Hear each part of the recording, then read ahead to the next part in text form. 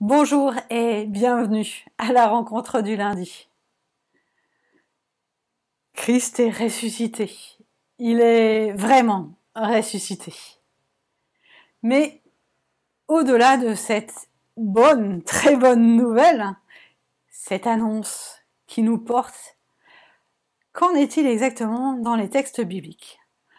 Je vous propose de marcher ce matin avec Marie-Madeleine à la rencontre de Jésus ressuscité.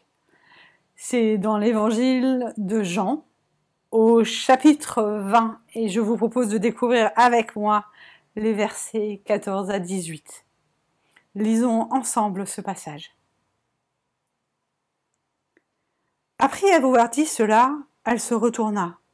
Elle voit Jésus debout, mais elle ne savait pas que c'était Jésus. Jésus lui dit : « Femme, pourquoi pleures-tu ? Qui cherches-tu ? » Pensant que c'était le jardinier, elle lui dit : « Seigneur, si c'est toi qui l'as emporté, dis-moi où tu l'as mis, et moi j'irai le prendre. » Jésus lui dit : « Marie !» Elle se retourna et lui dit en hébreu : « Rabouni !» c'est-à-dire « Maître !» Jésus lui dit : « Cesse de t'accrocher à moi, car je ne suis pas encore monté vers le Père. Mais va vers mes frères et dis-leur que je monte vers celui qui est mon Père et votre Père, mon Dieu et votre Dieu. » Marie-Madeleine vient annoncer aux disciples qu'elle a vu le Seigneur et qui lui a dit cela. Marie-Madeleine, dans ce passage, est donc la première à parler à Jésus après sa mort et sa résurrection.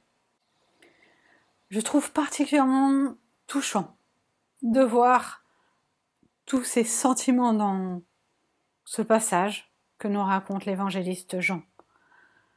Ce retournement et re-retournement de Marie-Madeleine un peu éperdue, un peu perdue justement, à la recherche d'un corps et confrontée à un Christ vivant et ressuscité.